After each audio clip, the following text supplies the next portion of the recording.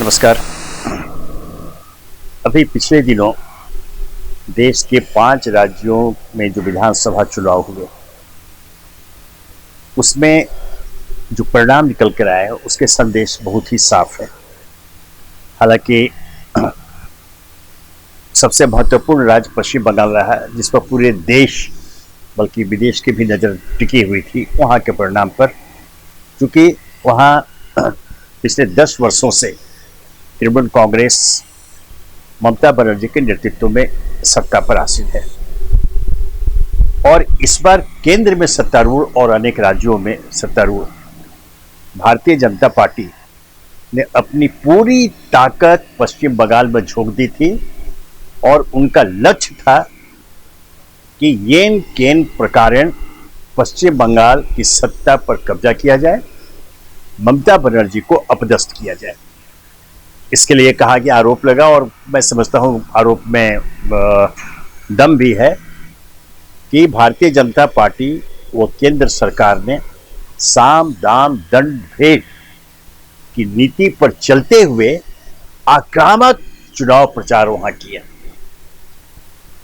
लेकिन जो परिणाम आया, और मैं पहले से भी इस पर मैं दृढ़ था कि एक पुरानी कहावत है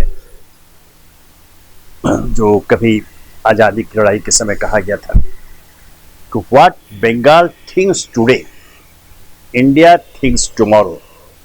मतलब जो बंगाल आज सोचता है भारत कल उसको सोचता है। इसमें बहुत बड़ा संदेश छुपा हुआ है और यह हुआ, इसलिए लोगों की नजर थी। चूंकि पश्चिम बंगाल एक ऐसा राज्य है, उसकी एक अपनी संस्कृति है, एक उसकी अपनी सभ्यता है जो पूरे देश को आकर्षित करती है। भारतीय राजनीति को भी उसने समय समय पर मार्गदर्शन दिया है और इसलिए भारतीय जनता पार्टी का था कि वह से कब्जा किया जाए। प्रधानमंत्री ने बल्कि जो स्थापित परंपरा है उसे तोड़ते हुए वहां कई रैलियां की, गृह मंत्री ने किए, भारतीय जनता पार्टी के राष्ट्रीय अध्यक्ष ने किया, भाजपा शासित अनेक राज्यों के मुख्यमंत्री वहां पहुंचे, सभी ने किया। और ध्यान रहे, वहां एक अकेली ममता बनर्जी जो देश की एकमात्र महिला मुख्यमंत्री हैं, वो अकेले सामना कर रही थी। बीच में दुर्घटना हुई, उनका पैर भी टूटा, पैर में प्लास्टर था, उसके बावजूद उनको बंगाल की शेरनी कहा भी जाता है। वो अकेले थी। एक महिला नेत्री के ऊपर माने ताकतवर भारतीय जनता पार्टी और केंद्र सरकार के नेताओं, जिसे मैंने कहा, दोहरा रहा हूं कि प्रधानमंत्री, स्वयं प्रधानमंत्री ने वहां मोर्चा संभाला हुआ था। गृह मंत्री जो पूर्व राष्ट्रीय अध्यक्ष है भारतीय जनता पार्टी का अमित शाह ने मोर्चा संभाला हुआ था। उन सबों के प्रहार को झेलती हुई ममता बनर्जी चुनाव लड़ रहे थे। लेकिन जैसा मैंने कहा कि ममता बनर्जी एक स्थानीय नेता, महिला ही नहीं है, वो एक जमीनी नेता है। इस तथ्य को भारतीय जनता पार्टी के जो रणनीतिकार है वो भूल गए थे। वो सत्ता के मद में और भी बहुत सारे जो आजकल चुनाव में होता है, वो धन बल आदि होता है, उसके मद में वो इतने मशगूल थे कि इस जमीनी हकीकत पर उन्होंने ध्यान नहीं दिया। और ममता बनर्जी लोगों के बीच में रही, वहां बड़ी बड़ी रैलियां भारतीय जनता पार्टी ने प्रधानमंत्री के लिए और अमित शाह के लिए और नड्डा के लिए और लोगों ने निकाली, बड़ी बड़ी रैलियां निकली, लाखों की भीड़ हुई। जो कि एक बार तो एक भीड़ में प्रधानमंत्री ने इतना तक कह दिया कि ऐसी भीड़ मैंने आज तक नहीं देखी है। उसके मुकाबले अकेली पैदल चलती हुई रैली निकालती ममता बनर्जी देखी गई। यह प्रमाण था कि उनकी प्राथमिकता क्या है और उनका लक्ष्य क्या है। जमीनी नेता के रूप में उनकी जो पहचान थी उसको सार्थक करते हुए उन्होंने अपना चुनाव प्रचार अभियान घर घर जाकर एक व्यक्तिगत संपर्क, लोगों से सीधा संवाद रखा, सीधा संपर्क किया, उनके बीच पहुंची। नतीजा सामने है। कहां तो जो दावे किए जा रहे थे भारतीय जनता पार्टी की ओर से, और खुलेआम ये दावे नहीं, स्वयं प्रधानमंत्री ने कहा, अमित शाह ने कहा कि हम 200 से ज्यादा सीटें जीतकर वहां पश्चिम बंगाल में भारतीय जनता पार्टी की सरकार बनाने जा रहे हैं। ये खुलेआम दावा था उनका। ध्यान रहे 294 सीटें 292 पर चुनाव हुए और बात परिणाम सामने आए। 200 का आंकड़ा तो सही साबित हुआ, लेकिन भारतीय जनता पार्टी के पक्ष में नहीं, तृणमूल कांग्रेस ममता बनर्जी के पक्ष में, जो पहले 211 सीटें उनके पास थी पिछले चुनाव में, इस बार 213 सीटों पर तृणमूल कांग्रेस अर्थात ममता बनर्जी की जीत हुई। और हां, सफलता क्या कहिए तो कई गुना अधिक सफलता भारतीय जनता पार्टी को अवश्य मिली। पिछले चुनाव में वो सिर्फ 3 सीट जीत पाते हैं, उनके पास सिर्फ 3 विधायक थे, इस बार वो 77 हो गया। वो अपने को सुकून देने के लिए वो इसकी सफलता मान सकते हैं, लेकिन जो 200 प्लस सीटें जीतकर सत्ता पर काबिज होने का जो मंसूबा था वो पूरा नहीं हुआ। वो पश्चिम बंगाल की जनता ने, मतदाता ने एक बार फिर, मतलब तीसरी बार, ये अपने आप इतिहास है, तीसरी बार ममता बनर्जी को अपना समर्थन प्राप्त दिया। तो यह एक हमारे लोकतंत्र की भी विजय है। लोकतांत्रिक परंपरा में जो मतदाता होता है और निर्णायक होता है, वो अपने लिए शासक चुनता है। वो देखता है उसकी न केवल क्षमता बल्कि उसके प्रति एक विश्वास की भावना। इस बिंदु पर, इस आकांक्षा पर, इस जनता की आकांक्षा पर ममता बनर्जी खरी उतर रही थी। वो बंगाल की बेटी के रूप में उन्होंने अपने को सामने रखा, लोगों के बीच गई, लोगों ने उनकी बातों पर विश्वास किया और फिर उनको अपना समर्थन दिया। यह एक संदेश साफ है कि सिर्फ धन बल या बाहुबल या अन्य हथकंडे भारतीय लोकतंत्र में अब चलने वाला नहीं है। यह बंगाल ने बता दिया है। जो जनता के बीच में रहेगा, जो जनता की आकांक्षाओं को समझ करके उसकी पूर्ति की दिशा में कदम ताल करेगा, जनता उसे चुनेगी। यह पश्चिम बंगाल के चुनाव परिणाम बता दिया है और मैं इसे लोकतंत्र की बहुत बड़ी विजय मानता हूं। और जैसे मैंने कहा कि what Bengal thinks today India thinks tomorrow, यह जो है यह पूरे देश में यह फैलेगा। क्योंकि ध्यान रहे, एक जो ये परिणाम आया है, इसके पर जो विश्लेषण के समय जो बात सामने उभर के आई है, लोकसभा चुनाव में आज भारतीय जनता पार्टी के पास चेहरा कौन है? प्रधानमंत्री नरेंद्र मोदी। वो घूम घूम कर उन्होंने लोकसभा चुनाव में जितवाया, दूसरी बार जितवाया, तीसरी बार भी 2024 में जीत की आशा की जा रही है। लेकिन जब राज्यों के विधानसभा चुनाव हुए हैं, वहां नरेंद्र मोदी विफल रहे हैं। ध्यान रहे, 3 महत्वपूर्ण प्रदेश पिछले चुनाव में हुए, राजस्थान, मध्य प्रदेश, छत्तीसगढ़। उधर के बाद वहां पर हार हुई। ये ठीक है कि बाद में मध्य प्रदेश में उन्होंने विधायकों को तोड़ते हुए और एक माधवराव सिंधिया को अपने साथ, ज्योतिरादित्य सिंधिया को अपने साथ लाया। वो टूट करके कांग्रेस से गए तो कांग्रेस की सरकार गिर गई। वहां पर फिर भारतीय जनता पार्टी सरकार बनी। लेकिन छत्तीसगढ़ और राजस्थान और अब ये बंगाल, यहां भी मैंने कहा कि पूरी ताकत लगाने के बावजूद, बल्कि वहां तो यह कहा स्वयं भारतीय जनता पार्टी की ओर से और मीडिया ने प्रचारित किया कि यह जो लड़ाई है मोदी बनाम ममता की है। तो मोदी बनाम ममता की लड़ाई में मोदी पराजित हुए, ममता विजयी रही। तो फिर यह यहां पर एक बुद्धिजीवी के रूप में यह सवाल उठा है कि क्या नैतिक आधार पर प्रधानमंत्री क्या पद से इस्तीफा देंगे? सवाल ही उठता है। यह सवाल पूछा भी जाए तो हंसेंगे, लेकिन यह कभी पूछा जाए, इतिहास में दर्ज होगा कि जो लड़ाई मोदी बना ममता की हुई, यह मोदी हारे, ममता जीती। और यहां पर जो हम लोग कहें कि बहुत वाचाल है ममता बनर्जी, उनका नेतृत्व बहुत आक्रामक है। आज ममता बनर्जी ने अपने घर पर क्या कहा? पत्रकार मौजूद थे, पार्टी के समर्थक मौजूद थे, उनके समर्थक मौजूद थे। तो कहा कि चुनाव में अब कुछ नहीं, कोई जीत का जश्न भी नहीं मना रहा है, चुनाव में हार जीत होती रहती है। ध्यान रखें, यह ममता बनर्जी, जो विजयी ममता बनर्जी, आक्रामक ममता बनर्जी के शब्द है। चुनाव में हार जीत होती रहती है, कोई जश्न की जरूरत नहीं है। यह एक बहुत बड़ा संदेश है केंद्र में सत्तारूढ़ भारतीय जनता पार्टी के नेतृत्व के लिए। वो परिपक्वता ममता बनर्जी ने दिखाई जो हमें भारतीय जनता पार्टी के नेताओं, विशेषकर प्रधानमंत्री नरेंद्र मोदी से जिसकी अपेक्षा थी। खैर, अब एक अध्याय समाप्त हुआ है। मैं यही चाहूंगा और देश के अधिकांश लोग, लोकतंत्र समर्थक यही चाहेंगे कि जो संविधान प्रदत्त अधिकार भारतीय जनता को मिले हुए हैं, अपने प्रतिनिधियों के चयन के लिए उसका सम्मान किया जाना चाहिए, जो किया जा रहा है इस वजह से। लेकिन अब एक बहुत बड़ी जिम्मेदारी भी है वहां ममता बनर्जी के ऊपर कि अब 10 साल के बाद अब फिर अगला 5 साल उन्हें शासन करना है।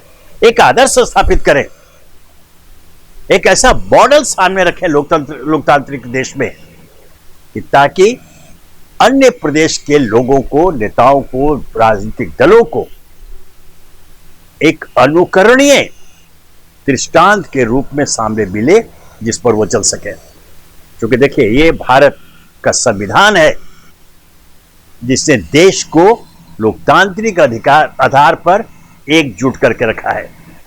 यह गौरव है हमारे अपने लोकतंत्र पर। विश्व का सबसे बड़ा लोकतंत्र भारत का है। पूरा संसार चकित रहता है कि पिछले कई दशक से सफलतापूर्वक भारतीय लोकतांत्रिक शासन के अधीन कदम तालाक कर रहे हैं और देश विकास की ओर अग्रसर है। देश में विकास के नाम पर अनेक उपलब्धियां सामने है जिसकी कल्पना कोई नहीं कर सकता था।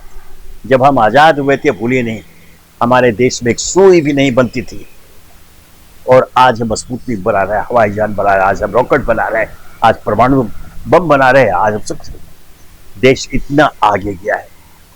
आत्मनिर्भर भारत संपूर्णता में स्थापित करने की दिशा में आगे बढ़ चुका है और आगे आने कुछ दिनों में, अगले कुछ वर्षों में ही भारत हर क्षेत्र में आत्मनिर्भर बनेगा। पश्चिम बंगाल के चुनाव परिणाम या आलोक में इस बात को भी देखा जाना चाहिए कि यह देश कहां विकास की दिशा में कितना आगे बढ़ रहा है। चुनाव समाप्त हुए, परिणाम आ गए, सरकारें बनेंगे, चुनाव होते हुए आगे उतरेंगे, लेकिन जो हमारा लोकतंत्र है उसकी नींव पर कोई आघात नहीं पहुंची। वो नींव को कमजोर नहीं होना चाहिए। और मुझे बहुत बड़ी खुशी है कि ममता बनर्जी ने इस बात को साबित कर दिया आज जो उन्होंने संबोधित किया प्रेस को कि चुनाव में तो हार जीत होती रहती है, हम अब विकास और शांति, उन्होंने हम अब विकास और शांति की दिशा में आगे बढ़ेंगे, समृद्धि की दिशा में आगे बढ़ेंगे। यह उन्होंने अपने आज घोषित कर दिया अपनी प्राथमिकता को। इसलिए पश्चिम बंगाल के चुनाव को इस रूप में देखते हुए हमें स्वीकार करना चाहिए जो चुनाव परिणाम हुआ है, और यह आशा करनी चाहिए कि देश के अन्य राजदल और राजनेता उनका अनुसरण करते हुए आगे राजनीति में कदम डाल करेंगे। एक और महत्वपूर्ण बात है, चुनाव प्रचार के दौरान हिंसा की कुछ घटनाएं हुई। कहा गया मीडिया में कि यह ऐसी हिंसक घटनाएं तो बंगाल में आम बातें होती रहती हैं, लेकिन चुनाव पश्चात, परिणाम पश्चात भारतीय चुनाव आयोग ने कहा है, उसकी प्रतिक्रिया है, हमारे पश्चिम बंगाल में चुनाव शांतिपूर्ण ढंग से संपन्न हुए। ये एक बहुत बड़ा कॉम्प्लीमेंट चुनाव आयोग की ओर से है पश्चिम बंगाल की जनता के लिए। उन्होंने झुठला दिया सारी आशंकाओं को। आप याद कीजिए, सारे मीडिया में चल रहा था हिंसा की घटनाएं, तोड़ फोड़, मार पीट, हत्या, ये दिखाया जा रहा था, जबकि भारत में कुछ अन्य राज्य हैं जो वहां इससे कहीं ज्यादा ऐसी घटनाएं होती है, हो रही है, लेकिन उसे प्राथमिकता नहीं दी। प्राथमिकता बंगाल कहता है। मेरा मतलब यह कहने का यह आशय था कि जिस प्रकार केंद्र में सत्तारूढ़ भारतीय जनता पार्टी ने साम दाम दंड भेद की नीति पर चलते हुए येन केन प्रकार पश्चिम बंगाल की सत्ता पर कब्जा करने के लिए प्रयास किया, उसमें बहुत ही दुखी मन से मुझे कहना पड़ रहा है मीडिया का एक बड़ा वर्ग, मुख्य धारा का मीडिया का बड़ा वर्ग उनकी सहायक की भूमिका निभा रहा था। अब वो बेचैन है, वही वर्ग है जो आज वह हिंसक घटनाओं को बढ़ा चढ़ा कर दिखाने की कोशिश कर रहा है, लेकिन भूल जाता है कि भाजपा शासित अन्य प्रदेश से जहां ऐसी घटनाएं ज्यादा हो रही है। मेरा आग्रह उनसे भी यही रहेगा, मीडिया के अपने बंधुओं से, मित्रों से, भाइयों से, कि हमारा जो अपना दायित्व है सच को सामने रखना, चाहे वो कड़वा हो या मीठा हो।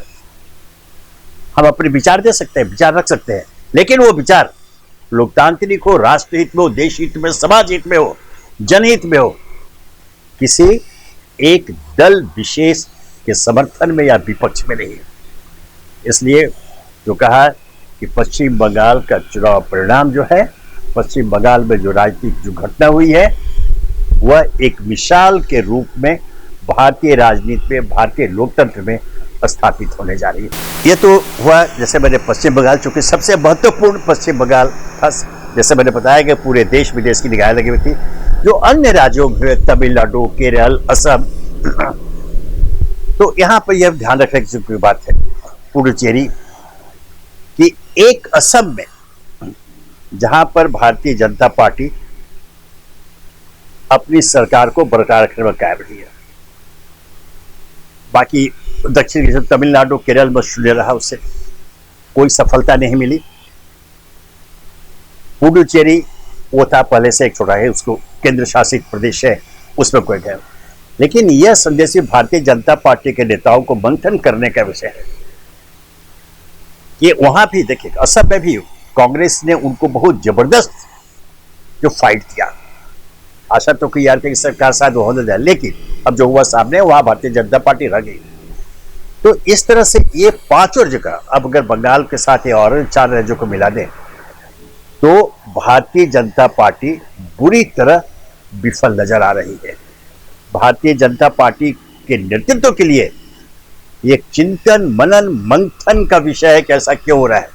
जैसे मैंने कहा, केंद्र के आप केंद्र स्तर पर जब लोकसभा चुनाव, तो वहां तो हम सफल हो जाते हैं, लेकिन राज्य विधानसभा का चुनाव में आपकी विफलता यह प्रमाण है कि आपके नेतृत्व के प्रति देश की जनता का विश्वास घटता जा रहा है। यह एक महत्वपूर्ण प्रश्न घटना विकास क्रम है जिस पर भारतीय जनता पार्टी के नेता, विशेषकर प्रधानमंत्री नरेंद्र मोदी, एकांत में चिंतन मनन करें। और ये ध्यान रखें, मैं कह रहा हूं, जब जब देश में एकल नेतृत्व सामने आया है, विस्फोट हुआ, राजनीतिक विस्फोट हुआ है। मैं इतिहास में नहीं जाना चाहता हूं पहले, लेकिन प्रमाण सामने है। चाहे नेहरू जी, चाहे इंदिरा गांधी हो, जब जब उन्होंने सत्ता पर पूरा कब्जा किया, संगठन पर कब्जा किया, हश्र किया हुआ सामने है। आज भारतीय जनता पार्टी के साथ दुखद रूप से स्थिति है कि उनके पास प्रधानमंत्री नरेंद्र मोदी के अलावा कोई चेहरा नहीं है जिसे जनता के सामने पेश कर सके और वो जनता से जाकर के समर्थन मांग सके, वोट जुटा सके। लेकिन राज्य विधानसभा चुनाव में उनकी विफलता ये संदेश है कि भारतीय जनता पार्टी का नेतृत्व इस पर चिंतन मनन करे।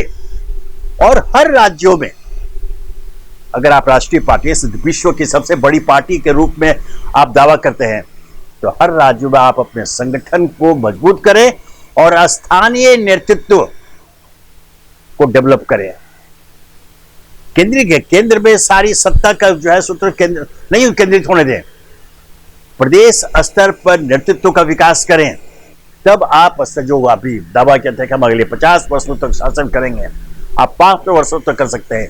अगर हर प्रदेश में आपका संगठन मजबूत रहा और स्थानीय स्तर पर नेताओं की फौज तैयार आप करेंगे, तब अगर आप नेतृत्व को केंद्रित करेंगे केंद्र में, एक जगह, एक व्यक्ति में, तो आपका यह मंसूबा कभी सफल नहीं होगा। इसलिए 5 राज्यों के चुनाव परिणाम भारतीय जनता पार्टी के लिए एक बहुत बड़ा सबक है और उनके नेतृत्व के लिए, उनका संगठन काम झाम देखने वालों के लिए इसमें संदेश है कि भारतीय लोकतंत्र में आप एकाधिकार स्थापित करके आप चुनाव में विजयी नहीं होते रहेंगे। इसलिए ये सबों के हित में, राष्ट्र जैसे कहा, समाज के हित में है, उनके पार्टी के हित में, देश हित में भी है और लोकतंत्र के हित में है कि न केवल भारतीय जनता पार्टी, अन्य राज दल भी, चाहे वो राष्ट्रीय हो चाहे क्षेत्रीय हो, जन आकांक्षाओं को ध्यान में रखते हुए जहां जहां उनका प्रभाव क्षेत्र है, जहां वो सक्रिय हैं, जनहित में राजनीति करें, सिर्फ दलहित में या निजी नेता हित में वो राजनीति न करें। पश्चिम बंगाल चुनाव परिणाम का मैं एक सर्वाधिक महत्वपूर्ण पहलू मानता हूं प्रदेश से कांग्रेस और वाम दलों का सफाया हो जाना। यह बहुत महत्वपूर्ण है। पिछले 10 वर्षों से तृणमूल कांग्रेस ममता बनर्जी के नेतृत्व में वहां शासन कर रही, लेकिन उसके पूर्व 6 दशक तक दोनों पार्टियों ने, कांग्रेस से आरंभ में कांग्रेस ने, बाद में वाम दलों ने लगभग 3-3 दशक तक वहां पर राज किया, उनकी सरकारें रही। और इस बार उनका सफाया हो जाना, बिल्कुल यह एक बहुत ही महत्वपूर्ण घटना विकास क्रम है और इस पर हर राजदलों को, विशेषकर राष्ट्रीय दल के रूप में स्थापित वर्षों सत्ता करने वाली कांग्रेस को विचार करना होगा। आखिर कांग्रेस कहां रहती? अगर यह स्थिति रही तो कांग्रेस न तो राष्ट्रीय विकल्प के रूप में सामने आ पाएगी, न राष्ट्रीय विपक्षी दल के रूप में। कांग्रेस नेतृत्व इस पर सोचे कि ऐसा क्यों हुआ। और वाम दलों की हालत जो वहां पर है, अब वहां उनका सफाया हो गया। अब एक जगह वो बचते हैं दक्षिण के केरल में।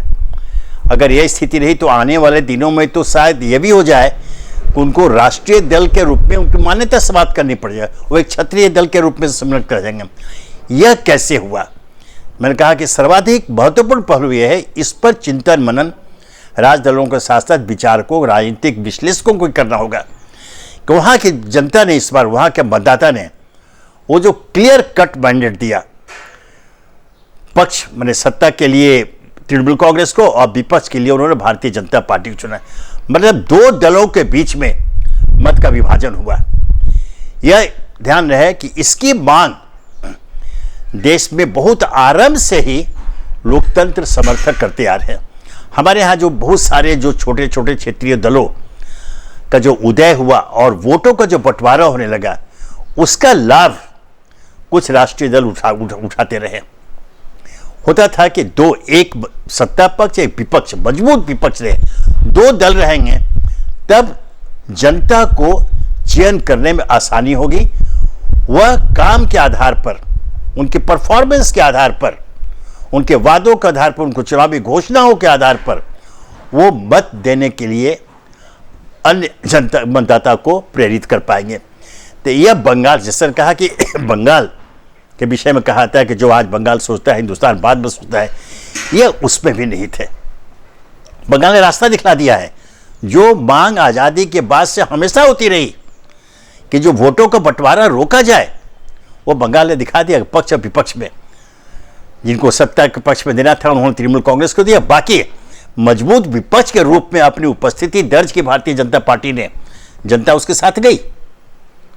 तो यह एक बहुत ही महत्वपूर्ण घटना विकास क्रम है पश्चिम बंगाल के चुनाव परिणाम के साथ। इस पर भी चिंतन मनन बहुत जरूरी है और ध्यान रहे, इसका विस्तार राष्ट्रीय स्तर पर होगा और जिस दिन ये राष्ट्रीय स्तर पर हो जाएगा विस्तार, उस दिन हमारा लोकतंत्र और भी मजबूत होगा और जनता सही मायने में परफॉर्मेंस के आधार पर अपने जनप्रतिनिधियों का निर्वाचन कर पाएगी।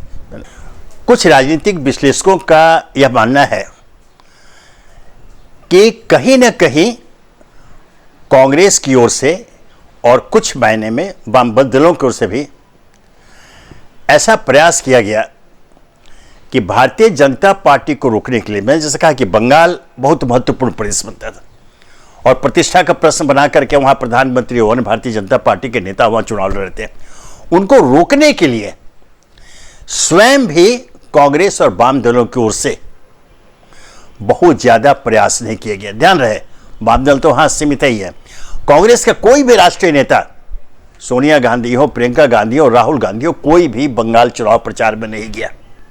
यह बहुत स्पष्ट है कि वो भी चाहते थे कि भारतीय जनता पार्टी को रोकना है तो वोटों को बंटवारा नहीं होने दिया जाए।